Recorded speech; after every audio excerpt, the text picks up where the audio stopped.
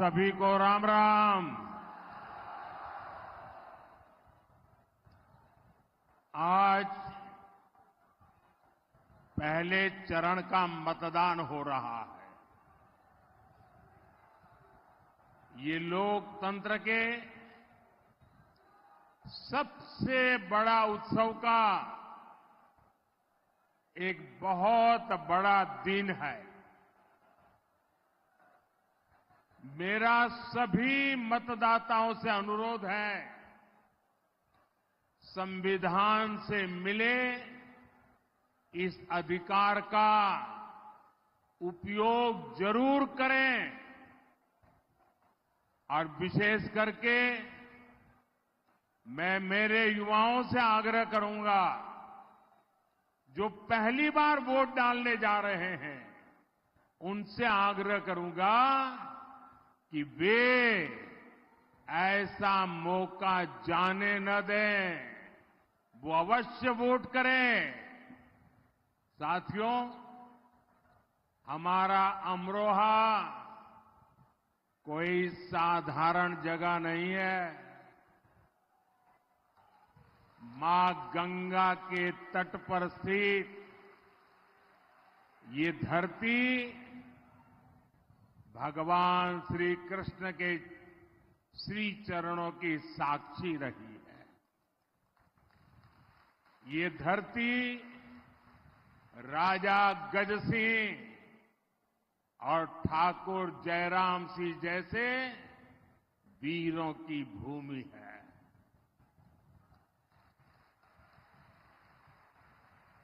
और मुझे अभी अमरोहा की एक और पहचान ढोलक दिया गया और यहां के ढोलक की थाप दूर दूर तक गूंजती है।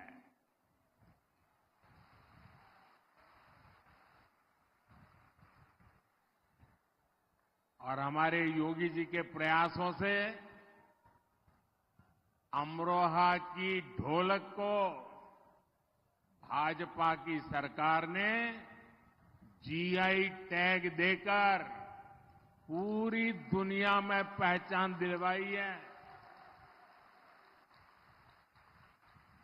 और इस समय मैं जो जनसमूह देख रहा हूं, आपका ये उत्साह दिखाता है आज अमरोहा की एक ही थाप है, कमल छाप।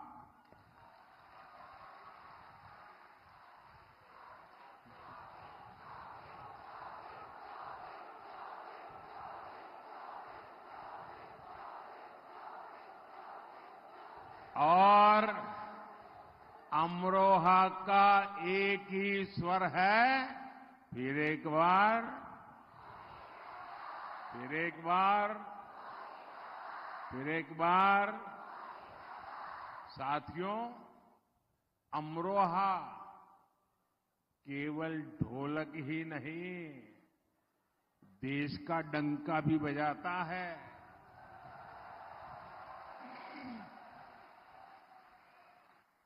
क्रिकेट वर्ल्ड कप में भाई मोहम्मद शामी ने जो कमाल किया, वो पूरी दुनिया ने देखा है। खेलों में शानदार प्रदर्शन के लिए केंद्र सरकार ने भाई मोहम्मद शामी को अर्जुन अवार्ड दिया है। और योगी जी की सरकार तो 2 कदम आगे बढ़ी है और योगी जी ने यहां के युवाओं के लिए स्टेडियम भी बनवा रही है।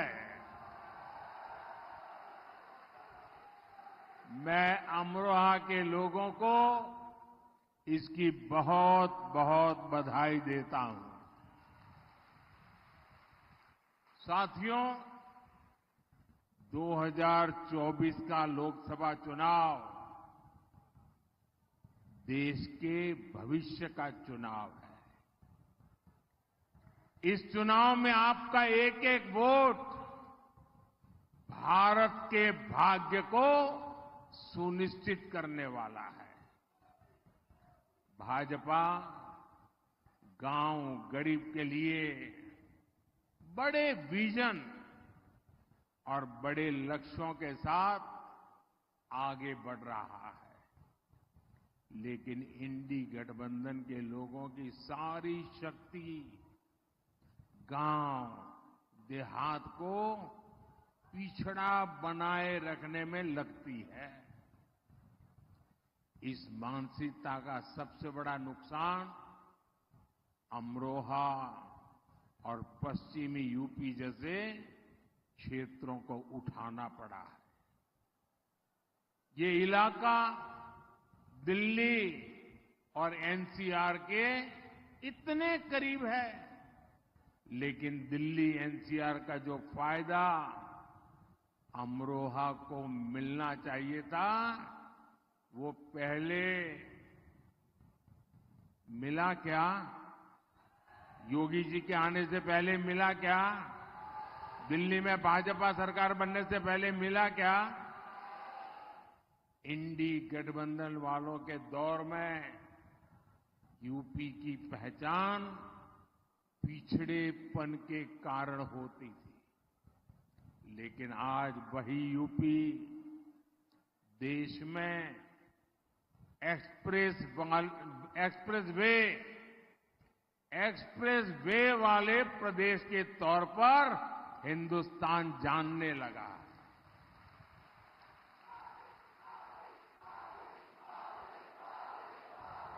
आज यूपी में सबसे ज्यादा अंतर्राष्ट्रीय हवाई अड्डे हैं। अमरोहा और गजरौला के रेलवे स्टेशनों को आधुनिक बनाया जा रहा है। हर रूट पर वंदे भारत जैसी ट्रेनों का विस्तार हो रहा है। हमारे अमरोहा में यहीं पास में गंगा एक्सप्रेस वे बन रहा है। साथियों, कनेक्टिविटी के इन सारे कार्यों का लाभ अमरोहा के उद्योगों और कामगारों को हो रहा है। भाजपा सरकार देश में टेक्सटाइल इंडस्ट्री को बढ़ावा देने के लिए टेक्सटाइल पार्क बना रही है। इसका लाभ भी अमरोहा के गारमेंट उद्योग को मिलेगा और उससे ज्यादा रोजगार पैदा होंगे। अमरोहा में हमारी सरकार प्लेज पार्क भी बना रही है, औद्योगिक पार्क बना रही है। इससे यहां अनेकों लघु उद्योगों को बहुत बड़ी मदद मिलेगी। इससे यहां का कुटीर उद्योग बढ़ेगा, इस क्षेत्र के युवाओं को रोजगार मिलेगा। भाजपा सरकार की पीएम विश्वकर्मा योजना और मुद्रा योजना का लाभ भी यहां के साथियों को हो रहा है। और साथियों, मोदी सरकार के पिछले 10 वर्षों में जो हुआ है, वो तो अभी केवल एक ट्रेलर है, ट्रेलर।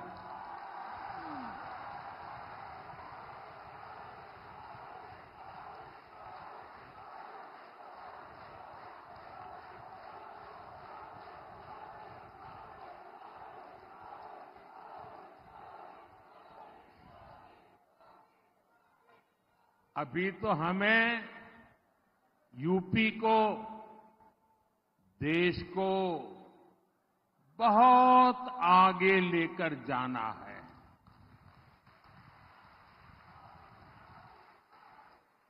साथियों, हमारे देश में पहले की सरकारें सामाजिक न्याय के नाम पर एससी, एसटी, ओबीसी को सिर्फ धोखा ही देती रही। जो सपना ज्योतिबा फुले जी का था, जो सपना बाबा साहब आम्बेडकर का था, जो सपना चौधरी चरण सिंह जी का था, सामाजिक न्याय का वो सपना जब से आपने मोदी को सेवा करने का मौका दिया है, वो सपना पूरा करने के लिए दिन रात काम कर रहा है।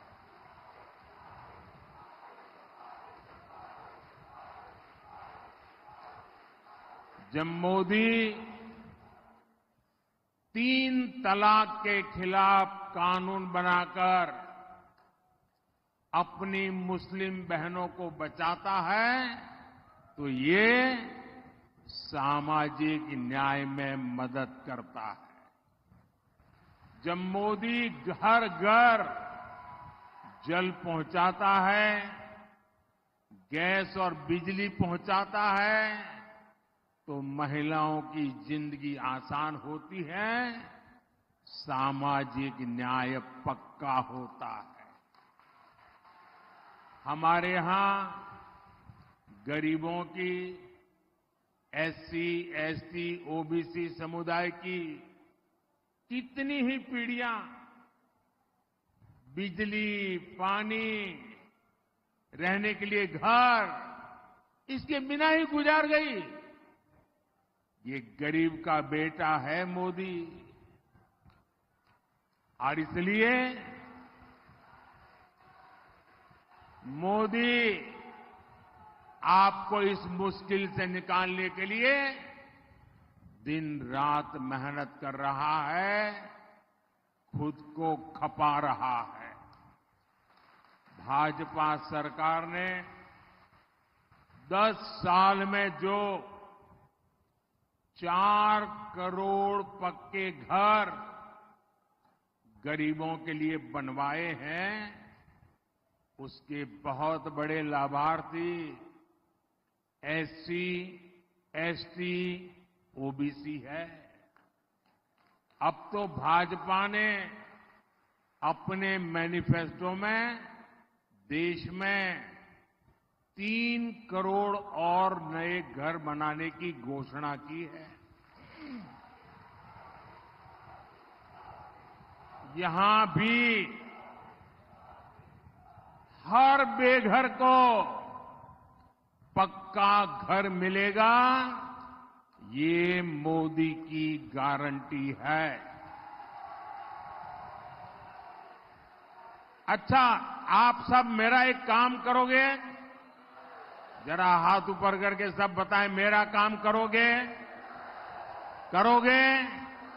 देखिए, जब आप चुनाव प्रचार में गांवों में जाएंगे, मोहल्लों में जाएंगे, और हो सकता है उस गांव में 2-4 लोग ऐसे मिल जाएं जिनको अभी घर न पहुंचा हो, नल से जल न पहुंचा हो, गैस कनेक्शन न पहुंचा हो। इतना सारा किया है, लेकिन अगर कोई छूट गया हो तो आप मेरी तरफ से पूरे विश्वास के साथ, आप ही मेरे लिए मोदी हैं,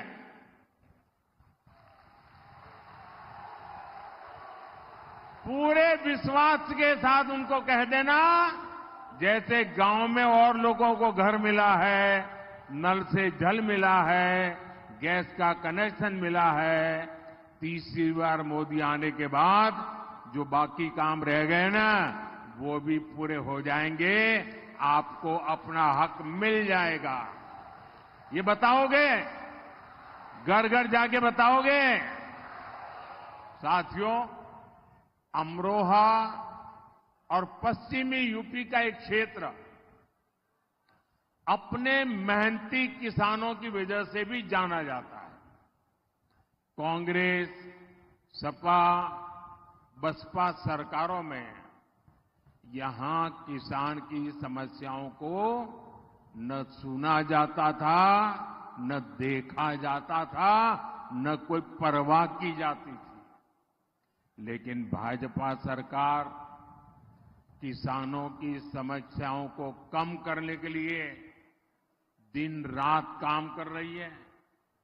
अमरोहा के किसानों को पीएम किसान सम्मान निधि के करीब 600 करोड़ रुपए इसी अमरोहा में मिले हैं। अब आप जरा यूरिया की बात सुन लीजिए। ये जो यूरिया है ना, हर किसान को जरूरत पड़ती है। ये यूरिया की जो बोरी है, वो एक बोरी अमेरिका में 3,000 रुपये में मिलती है। कितने में मिलती है? कितने में मिलती है? अमेरिका में कितने में मिलती है? 3,000 रुपया। और भारत में हमारे यहां हम किसानों को 300 रुपये से भी कम कीमत में वही यूरिया की बोरी देते हैं।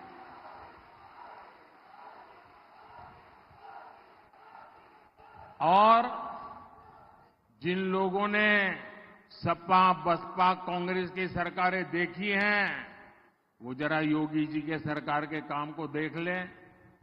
योगी जी ने गन्ना किसानों की सबसे ज्यादा चिंता की। योगी जी ने अभी अभी गन्ना के मूल्यों में भी बहुत बड़ी बढ़ोतरी की है। अमरोहा के गन्ना किसान कभी नहीं भूल सकते कि पहले उन्हें भुगतान के लिए कितना परेशान किया जाता था। लेकिन आज प्रदेश में गन्ने की रिकॉर्ड खरीदी के साथ रिकॉर्ड भुगतान हो रहा है। जब सपा की सरकार थी तो अमरोहा के गन्ना किसानों को साल में औसतन सिर्फ 500 करोड़ रुपए का भुगतान होता था। जबकि योगी जी की सरकार में यहां हर साल करीब 1,500 करोड़ रुपए का भुगतान गन्ना किसानों को हुआ है।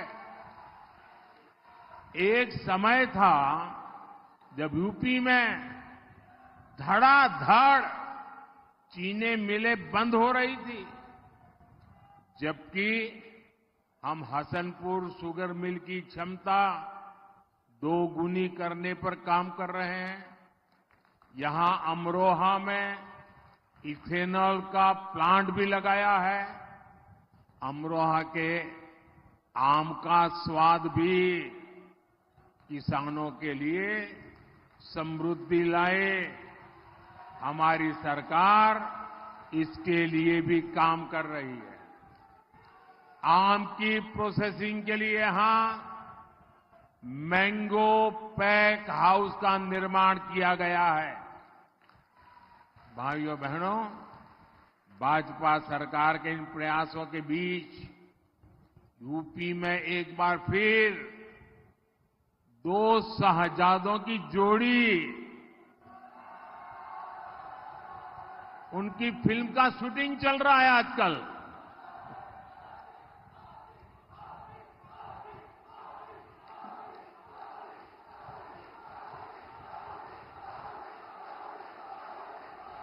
और ये 2 शहजादों की फिल्म का पहले ही रिजेक्शन हो चुका है। हर बार ये लोग परिवारवाद, भ्रष्टाचार और तुष्टीकरण की टोकरी उठाकर यूपी की जनता से वोट मांगने निकल पड़ते हैं। अपने इस अभियान में ये लोग हमारी आस्था पर हमला करने का कोई मौका नहीं छोड़ते। आप याद करिए, इनकी सरकार को यहां के पवित्र तिगरी मेले से कितनी दिक्कत थी। टिगरी मेले में भी रुकावट डालते थे। यहां जो कांग्रेस के प्रत्याशी हैं, उन्हें तो भारत माता की जय बोलने तक में आपत्ति थी। जिसको भारत माता की जय मंजूर नहीं, वो भारत की संसद में शोभा देता है क्या? ऐसे व्यक्ति को भारत की संसद में प्रवेश मिलना चाहिए क्या? अयोध्या में राम मंदिर बना तो ये सपा कांग्रेस दोनों पार्टियों ने प्राण प्रतिष्ठा का निमंत्रण ठुकरा दिया। आप कल्पना कर सकते हैं, वोट बैंक के भूखे लोग प्रभु राम के प्राण प्रतिष्ठा के अवसर पर निमंत्रण ठुकरा दें। अरे उसके बजाय तो उनकी ओर देखिए, जो जीवन भर बाबरी मस्जिद का केस लड़ते थे, सुप्रीम में हार गए तो खुद प्राण प्रतिष्ठा में आकर के शामिल हो गए, और इनको तो उसमें भी शर्म आ रही है।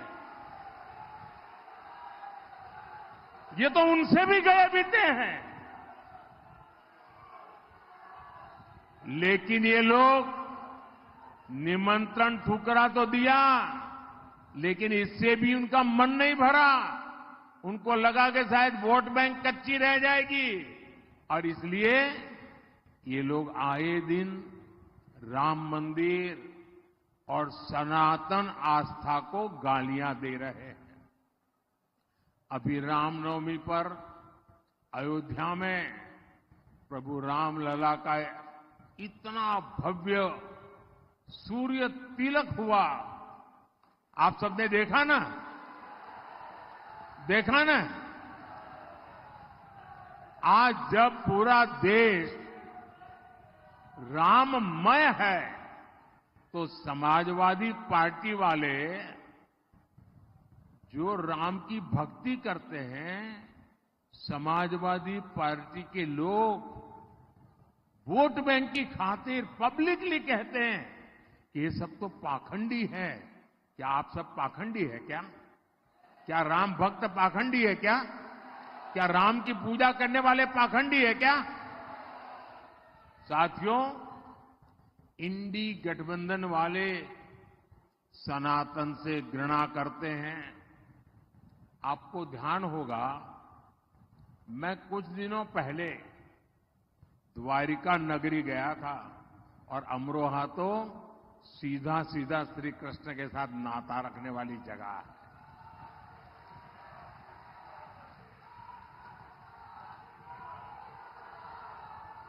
अब भगवान श्री कृष्ण यहां से निकल करके गुजरात गए थे, और मजा देखिए, मैं गुजरात में पैदा हुआ और उत्तर प्रदेश के चरणों में आके बैठ गया। काशी ने मुझे सांसद बना दिया।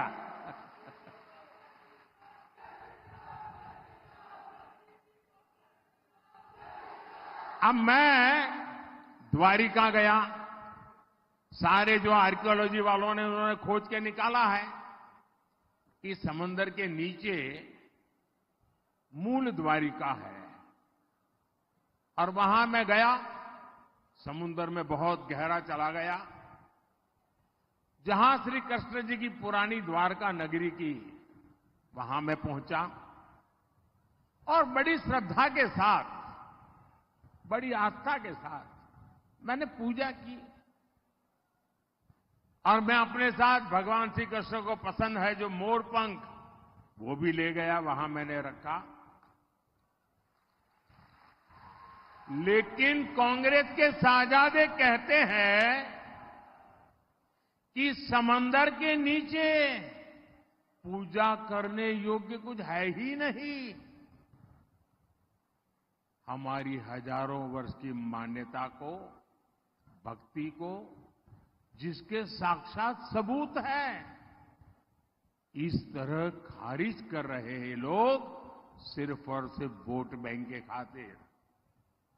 और जो अपने आप को यदुवंशी कह करके ढोल पीटते हैं।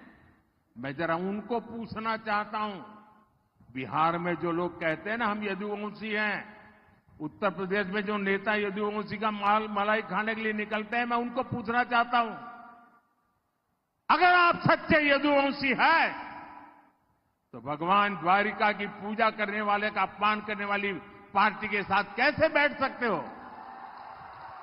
कैसे उनके साथ समझौता कर सकते हो?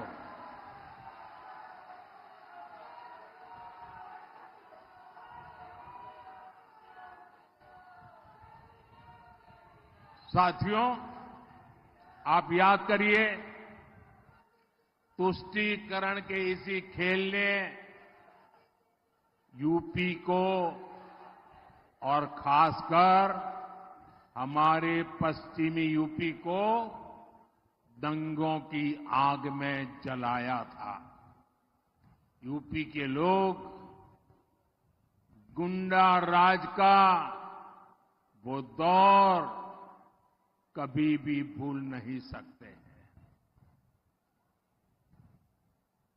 आए दिन यूपी में दंगे होते थे, लोगों को अपना घर छोड़कर जाना पड़ता था। पश्चिमी यूपी के कितने मोहल्लों में सामूहिक तौर पर मकान बिकाऊ है, उसके पोस्टर लगाने पड़ते थे। हमारी बहन बेटियां तक सुरक्षित नहीं थी। ये हमारे योगी जी ने आपकी सुरक्षा के लिए यूपी को ऐसे अपराधियों से मुक्ति दिलाई है।